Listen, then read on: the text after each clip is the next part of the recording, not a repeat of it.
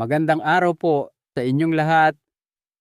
Ako po si Dr. Miguel Santos, ang inyong lingkod na doktor na ang focus ay ang pag-aalaga sa ating mga minamahal na senior citizen.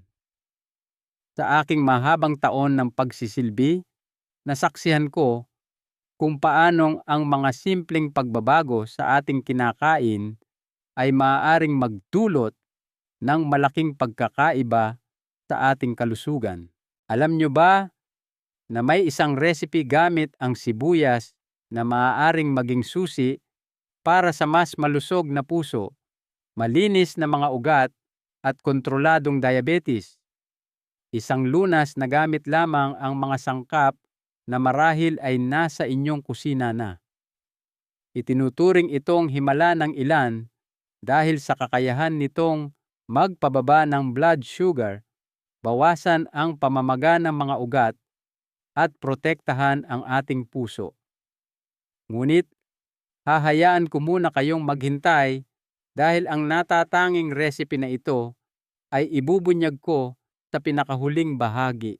Bago iyon, samahan ninyo akong tuklasin ang pinsyan na pagkain na kung pagsasama-samahin ay bubuo ng isang matibay na depensa laban sa sakit sa puso, diabetes at mataas na kolesterol. Mga pagkaing naglilinis ng ating dugo, nagpapanumbalik ng kalusugan ng ating mga ugat, nagpapababa ng presyon at nag-aayos ng ating blood sugar. Matututunan ninyo kung paanong ang maliliit na pagbabago sa inyong plato ay makakaiwas sa malalaking problema at maaari pa ngang mabaligtad ang mga matagal ng karamdaman. At sa huli, bilang aking regalo, ibibigay ko ang pinakamabisang recipe sa lahat. Madali, mabilis at halos agaran ang resulta. Hindi po ito pagmamalabis. Ito ay ang pagsasama ng siyensya at ng pang-araw-araw na pagluluto.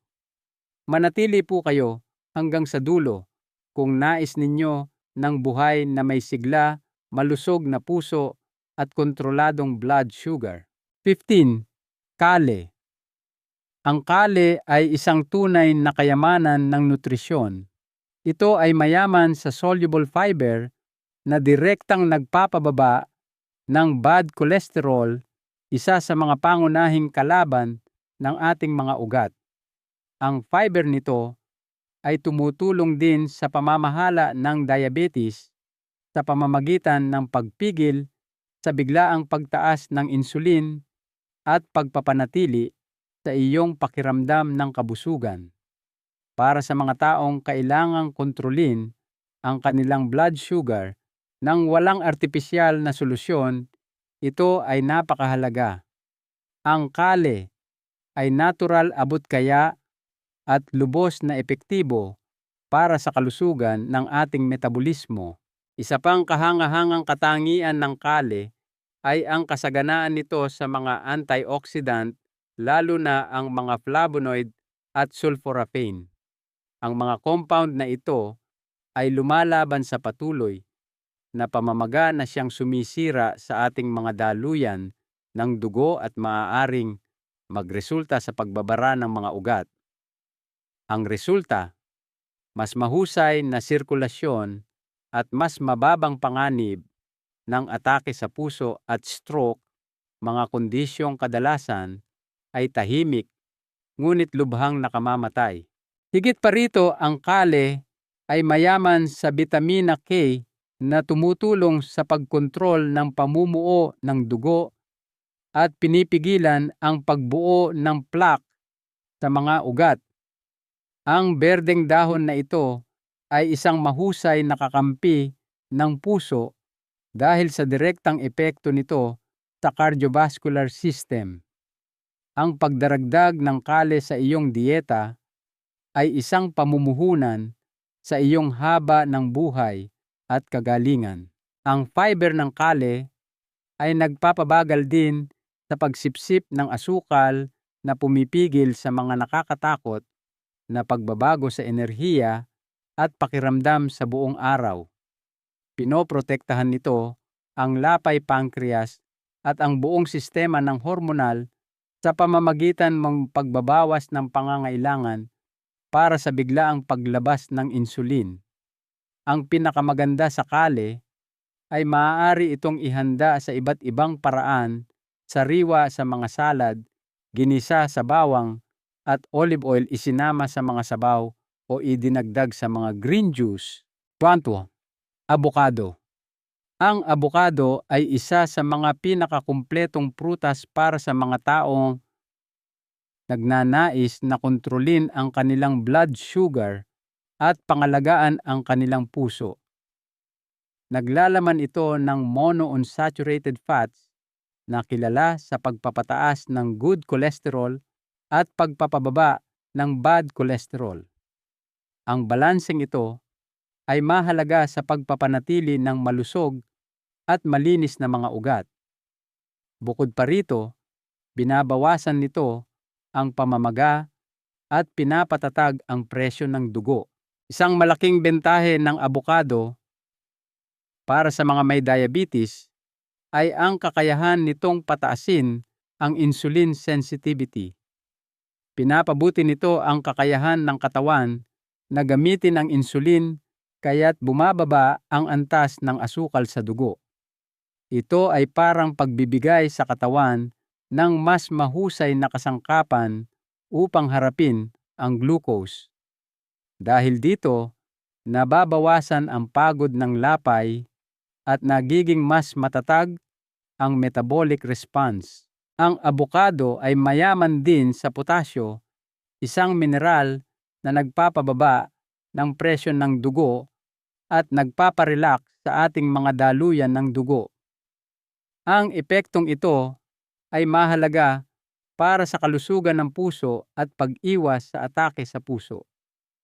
Kahit na mataas sa calories ang abokado, ay isang mahusay na pagkain para sa mga nais magbawas ng timbang sa malusog na paraan. Nagbibigay ito ng pakiramdam ng kabusugan na pumipigil sa mga biglaang pagkagutom.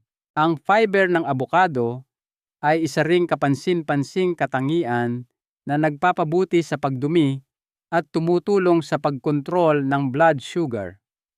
Ang kalusugan ng bituka ay nangangahulugan ng mas mahusay na pagsipsip ng nutrisyon at nabawasang pamamaga.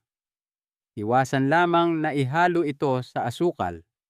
Mas mainam na ihalo ito sa mga natural na sangkap tulad ng katas ng kalamansi.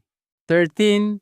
Strawberry. Ang strawberry ay isa sa pinakamahusay na prutas para sa mga taong gustong pangalagaan ang kanilang mga daluyan ng dugo at pamahalaan ang kanilang diabetes. Dahil sa mababang glycemic index nito, hindi ito biglaang nagpapataas ng antas ng asukal sa dugo, kahit na ito ay matamis. Dahil dito, perpekto ito para sa mga taong nangangailangan ng pare-parehong antas ng glucose nang hindi isinasakripisyo ang lasa. Naglalaman din ito ng maraming fiber na tumutulong sa panunaw at kumokontrol sa gana sa pagkain. Ang isa pang bentahe ay ang mga antioxidant sa strawberry, lalo na ang mga anthocyanin. Pinoprotektahan ng mga compound na ito ang mga selula mula sa oxidative stress na isang pangunahing sanhi ng mga sakit sa puso at pagtanda. Sa pamamagitan ng pagprotekta sa mga daluyan ng dugo, pinapabuti ng strawberry ang sirkulasyon at binabawasan ang panganib ng panloob na pamamaga. Ang vitamina C na sagana rin sa strawberry ay nagpapalakas ng ating immunity at sumusuporta sa kalusugan ng mga tissue. Ang bitaminang ito ay mahalaga para sa produksyon ng collagen na nagpapanatili sa integridad ng balat at mga ugat. Para sa mga may mataas na presyon, ang mga kemikal sa strawberry ay tumutulong na paluwagin ang mga daluyan ng dugo na nagpapagaan sa daloy at nagpapababa ng panganib ng atake sa puso. Mahalaga lamang na pumili ng mga organikong strawberry hangga't maaari dahil isa sila sa mga prutas na may pinakamaraming nalalabi na pestisidyo. 12. Walnuts. Pagdating sa pamamahala ng diabetes at kalusugan ng puso, ang walnuts ay tunay na mga superfood. Sagana ang mga ito sa monounsaturated at omega-3 fatty acids na nagpapababa ng kolesterol at nagbabawas ng pamamaga sa mga ugat. Ang uri ng taba na ito ay tumutulong sa paglilinis ng mga ugat at nagpoprotekta laban sa pagbuo ng plaque na maaaring humantong sa atake sa puso o stroke. Bukod sa malusog na taba, ang walnuts ay isang kamangha-manghang pinagmumulan ng magnesyo. Ang mineral na ito ay mahalaga para sa regulasyon ng presyon ng dugo at kalusugan ng puso. Ang magnesyo ay nauugnay din sa insulin sensitivity, isang kritikal na bahagi ng paggamot sa diabetes. Kapag sapat ang antas ng magnesyo, mas epektibong napoproseso ng katawan ang glucose. Ang selenium ay isa pang mahalagang bitamina na matatagpuan sa walnuts. Bilang isang antioxidant, nilalabanan nito ang mga free radical na sumisira sa mga selula at nagpapabilis ng proseso ng pagtanda. Ang epektong ito ay napakahalaga dahil ang oksihenasyon ay maaaring seryosong makapinsala sa mga pader ng ating daluyan ng dugo. Ang fiber sa walnuts ay isa ring mahalagang kasama para sa mga taong kailangang kontrolin ang kanilang blood sugar dahil pinapabagal nito ang panunaw ng carbohydrates. 11. Kamote yam. Ang kamote ay isang napakasustansyang lamang ugat na sumusuporta sa kalusugan ng puso at tumutulong sa pagkontrol ng antas ng asukal sa dugo. Dahil ito ay isang complex carbohydrate, dahan-dahan itong natutunaw na iniiwasan ang karaniwang biglaang pagtaas ng blood sugar pagkatapos kumain. Dahil dito, ang kamote ay isang mahusay na pagpipilian para sa mga taong may diabetes o insulin resistance. Nagbibigay din ito ng pare-pareho at pangmatagalang enerhiya. Ang mga natural na antioxidant tulad ng diosgenin ay nagbibigay sa pagkaing ito ng mga katangiang laban sa pamamaga. Sa pamamagitan ng pagprotekta sa mga daluyan ng dugo, pinapabuti ng kemikal na ito ang sirkulasyon at binabawasan ang panloob na pamamaga. Ang katawan na hindi gaanong namamaga ay mas matatag laban sa mga problema sa puso at mga malalang sakit. Bukod pa rito, ang kamote ay naglalaman ng soluble fiber na nagpapadali sa mas mahusay na panunaw at nagpapataas ng pakiramdam ng kabusugan. Ang pagkontrol sa timbang ay may direktang epekto sa kalusugan ng puso at balanse ng glucose. Ang konsentrasyon nito ng bitamina B na mahalaga para sa balanse ng hormonal at pag-andar ng utak ay isa pang bentahe. Masarap at madaling ihanda ang kamote ay maaaring gamitin sa iba't ibang mga recipe sa pure at salad o simpleng nilaga o inihaw. 10. Bawang garlic. Ang bawang ay itinuturing na isa sa pinakamakapangyarihang pagkain ng kalikasan para sa regulasyon ng blood sugar at kalusugan ng puso. Ang pangunahing aktibong sangkap nito, ang alisin, ay may malakas na epekto bilang vasodilator na nagpapabuti sa sirkulasyon at nagpapababa ng presyon ng dugo. Ang aksyon na ito ay nagtataguyod ng oxygenation ng tissue at nagbabawas ng bigat sa puso. Ang bawang ay nagpapalakas din ng immunity at lumalaban sa mga nakatagong impeksyon na maaaring magpalala ng mga malalang sakit, kaya't nagsisilbi itong isang natural na antibiotic. Bukod pa rito, ang epektong anti-inflammatory nito ay tumutulong na mapanatiling malinis at nasa mabuting kondisyon ang mga pader ng ugat. Ito ay isang depensa na hindi tumitigil sa paggana kapag ang bawang ay palaging isinasama sa dieta. Para sa mga may diabetes, tumutulong ang bawang na kontrolin ang blood sugar at antas ng insulin.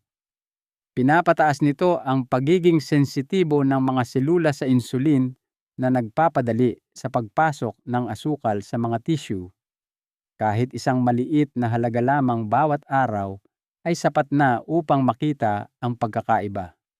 Bukod pa rito, tumutulong ang bawang na mapababa ang triglycerides at kolesterol.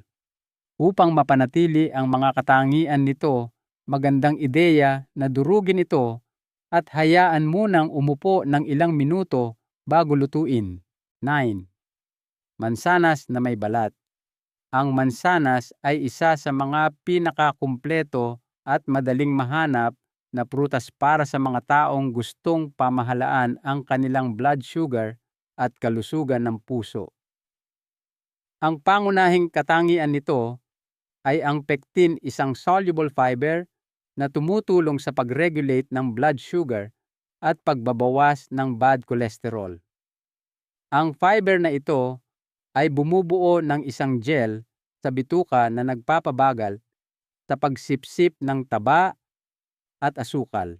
Ang balat ng mansanas ay naglalaman ng mga makapangyarihang flavonoid tulad ng quercetin.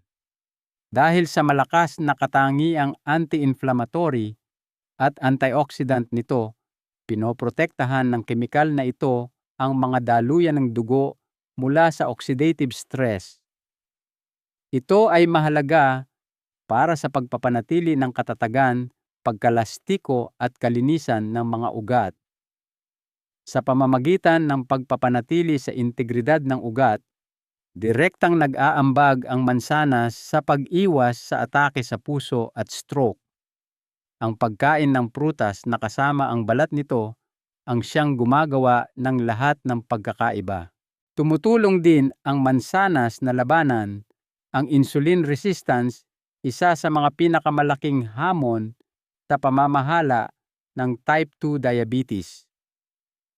Pinapabuti ng prutas na ito ang reaksyon ng katawan sa insulin at binabawasan ang mga pagtaas ng glucose.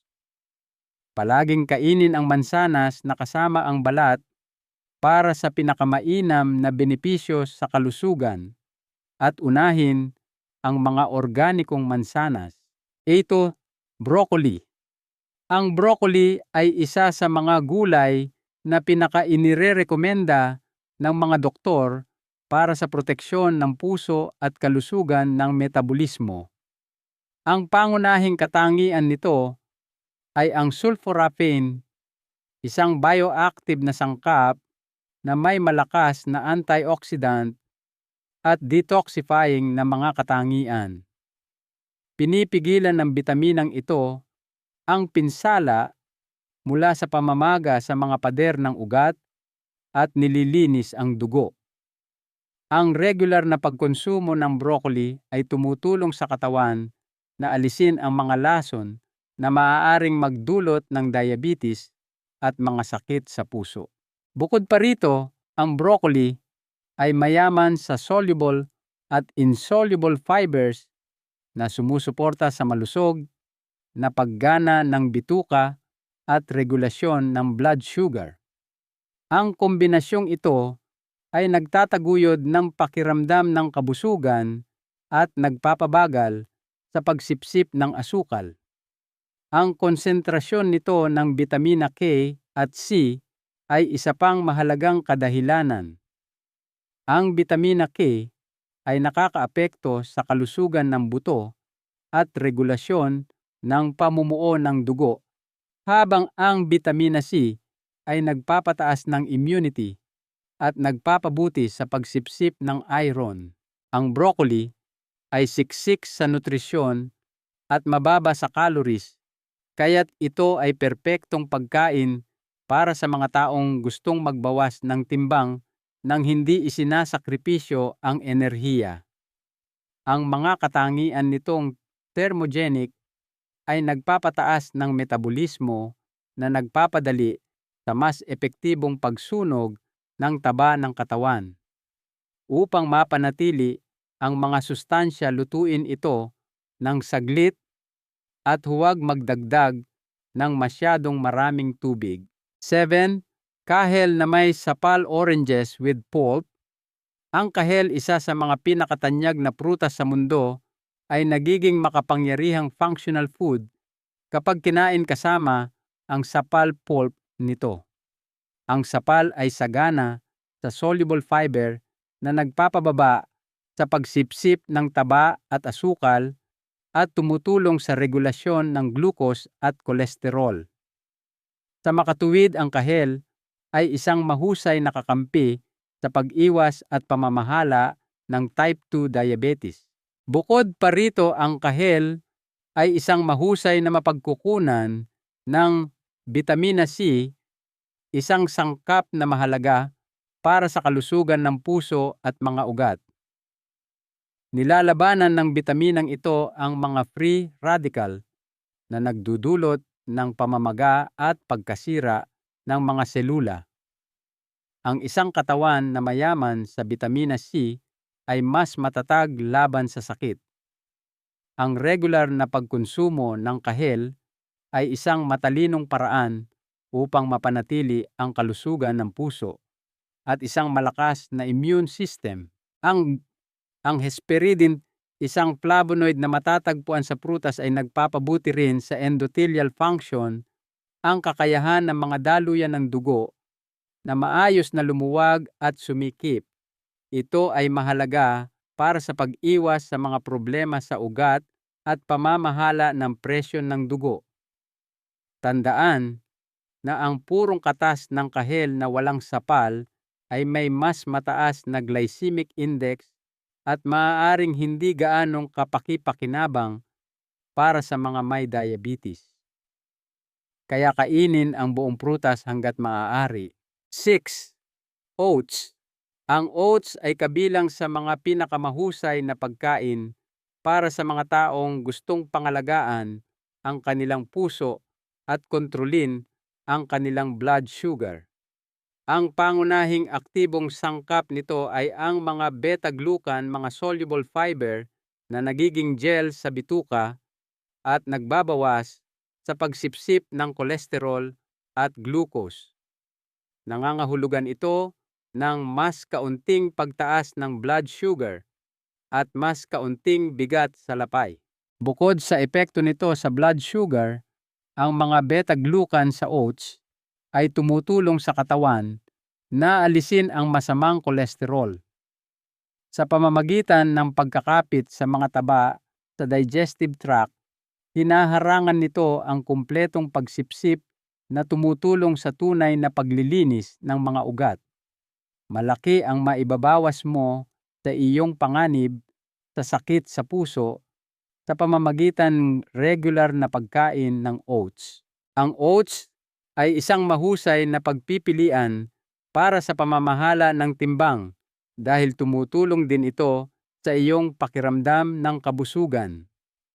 Ang fiber ay nagpapahaba ng pakiramdam ng pagkabusog na pumipigil sa hindi kinakailangang pagkain at nagpapababa ng pang-araw-araw na pagkonsumo ng calorie.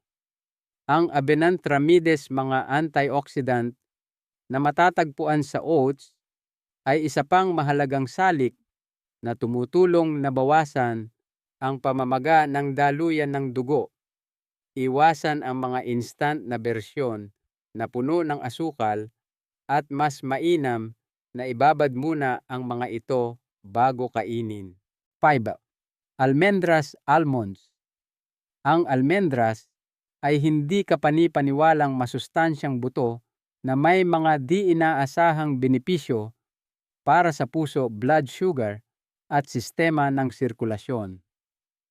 Sagana ito sa monounsaturated fats na tumutulong sa pag-regulate ng antas ng kolesterol sa dugo. Sa pamamagitan ng pagkonsumo ng katamtamang dami araw-araw, maaari mong pataasin ang good cholesterol at bawasan ang bad cholesterol. Ang mataas na fiber protina at magnesio ng almendras ay isa pang bentahe. Ang kombinasyong ito ay nagbabawas ng pagtaas ng blood sugar pagkatapos kumain na mahalaga para sa pamamahala ng diabetes. Ang magnesio ay may papel sa higit sa 300 metabolic function, kabilang ang pag-regulate ng presyon ng dugo at asukal.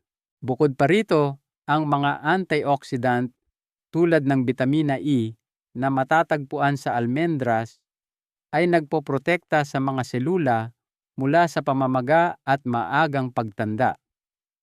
Ang bitaminang ito ay partikular na mahalaga para sa kalusugan ng daluyan ng dugo dahil pinapanatili nitong malambot ang mga ito at pinipigilan ang pagbuo ng plaque. Dahil ang almendras ay nakakabusog, tumutulong ito sa pagkontrol ng gana.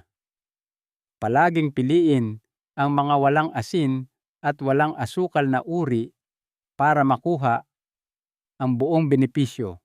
4. Ubas na lila purple grape. Grape. Kapag kinain kasama ang balat nito, ang ubas na lila ay may malaking benepisyong panggamot. Ang pangunahing bioactive na sangkap nito ay ang resveratrol, isang makapangyarihang antioxidant na nagpoprotekta sa puso at nagpapabuti sa paggana ng mga ugat. Tumutulong itong pigilan ang masamang kolesterol mula sa oksihenasyon at pagsikip ng mga daluyan ng dugo. Ang ubas na lila ay naglalaman din ng mga flavonoid at anthocyanin na nagpapalakas ng mga daluyan ng dugo at nagbabawas ng pamamaga. Ang mga sangkap na ito ay nagsisilbing natural na depensa laban sa pinsalang dulot ng mga free radical. Dahil sa dalawahang anti-inflammatory at antioxidant na katangian nito, ang prutas na ito ay mahalaga para sa mga taong nais iwasan ang atake sa puso, stroke at mga problema mula sa diabetes. Ang epekto ng ubas na lila sa presyo ng dugo ay isa pang kapansin-pansing bentahe. Ang madalas na pagkonsumo ay nagpapabuti sa daloy ng dugo at nagpaparelax sa mga daluyan ng dugo na nagpapababa ng panganib sa alta presyon. Ang karamihan sa mga malusog na sangkap na ito ay matatagpuan sa balat ng ubas na madalas itinatapon. Kaya't mahalaga na kainin ang buong prutas. 3. Itim na bawang black beans. Ang itim na bawang o black beans ay isa sa mga pinakakumpletong pagkain para sa regulasyon ng blood sugar at proteksyon ng puso. Naglalaman ito ng maraming soluble fiber na tumutulong na kontrolin ang pagsipsip ng asukal sa bituka at bawasan ang masamang kolesterol. Para sa mga taong may type 2 diabetes o nais itong iwasan, ang kombinasyong ito ay napakahusay. Ang fiber ng black beans ay nagpapanatili sa kalusugan ng lapay sa pamamagitan ng pagtataguyod ng mas matatag na daloy ng glucose sa dugo. Bukod sa fiber, ang black beans ay isang mahusay na pinagmumulan ng protina mula sa halaman. Ang mga protinang ito ay sumusuporta sa paglaki at pagpapanatili ng kalamnan at tumutulong sa iyong pakiramdam ng kabusugan. Mayroon din itong mababang glycemic index kumpara sa ibang mga pagkaing mayaman sa carbohydrates na nangangahulugang dahan-dahan itong naglalabas ng asukal sa daluyan ng dugo. Ang mga antioxidant tulad ng anthocyanin na nagbibigay sa black beans ng maitim na kulay nito ay tumutulong na bawasan ang pamamaga at maiwasan ang mabilis na pagtanda ng mga daluyan ng dugo. Bukod sa lahat ng iyon, ang black beans ay mayaman sa potasyo, magnesyo at iron, mga mineral na mahalaga para sa paggana ng puso, kalamnan at dugo. Kapag isinama sa kanin, nagbibigay ito ng kumpletong pagkain. 2. Lemon. Ang lemon o limon ay isang tunay na alas para sa natural na kalusugan. Mayroon itong malakas na epektong alkalizing na nagbabalanse sa pH ng katawan at nagbabawas ng tahimik na pamamaga lalo na sa mga ugat. Kapag matatag ang balanse ng acid-base ng katawan, mas matagumpay nitong nilalabanan ang mga sakit. Bukod pa rito, ang lemon ay isa sa mga pinakamahusay na natural na mapagkukunan ng bitamina C na kinakailangan para sa malusog na mga daluyan ng dugo, isang mas malakas na immune system at depensa laban sa pagtanda ng mga selula. Pinapabuti rin ng bitamina C ang pagsipsip ng iron na tumutulong na mapataas ang oxygenation ng tissue at maiwasan ang anemia. Ang paraan kung paano nakakaapekto ang lemon sa panunaw ay isa pang malaking bentahe. Pinapabuti nito ang paggana ng atay, nagtataguyod ng paglikha ng mga bowel movement at tumutulong sa pag-alis ng mga lason mula sa dugo. Isang mahusay na pang-araw-araw na gawain ang pag-inom ng isang basong tubig na may limon kapag walang laman ang tiyan. Kapag isinama sa ibang pagkain, pinapababa ng lemon ang glycemic index ng mga ito na tumutulong na kontrolin ang antas ng asukal sa dugo. 1. Ang pinakahihintay na recipe: ginisang pulang sibuyas na may turmeric at olive oil. Narito na ang pinakamahalagang bahagi ng ating talakayan, ang pagbubunyag ng all-natural na recipe na gumagamit ng pulang sibuyas, turmeric, luyang dilaw at olive oil upang protektahan ang puso, pababain ang blood sugar at linisin ang mga ugat. Ang recipe na ito ay hindi lamang masarap. Pinagsasama nito ang mga halamang may malakas na katangiang panggamot. Sama-sama, lumilikha sila ng isang mabisang lunas para sa mga problema sa ugat, metabolic disorder at pamamaga. Mga sangkap: isang una pulang sibuyas, hiniwan ng manipis. Isang una kutsaritang turmeric powder, luyang dilaw. Isang una kutsarang extra virgin olive oil. Isang kurot ng itim na paminta. Isang una kutsaritang suka ng mansanas. Apple cider vinegar optional. Paghahanda: painitin ang olive oil sa isang kawali sa katamtamang apoy. Igisa ang sibuyas sa loob ng 3 hanggang 4 na minuto o hanggang sa magsimula itong maging bahagyang kulay kape. Pagkatapos idagdag ang turmeric, paminta at suka kung gagamitin. Haluing mabuti at lutuin pa ng 1 hanggang 2 minuto. Ang resulta ay isang malasasang bahagyang kulay kape na ginisang may malalim na benepisyong panggamot. Ang quercetin na matatagpuan sa pulang sibuyas ay nagpapababa ng pamamaga sa mga ugat at nagpapataas ng insulin sensitivity. Ang turmeric ay isa sa pinakamalakas na natural na anti-inflammatory at tumutulong din na bawasan ang blood sugar. Ang extra virgin olive oil ay sagana sa antioxidants, at mga taba na malusog sa puso.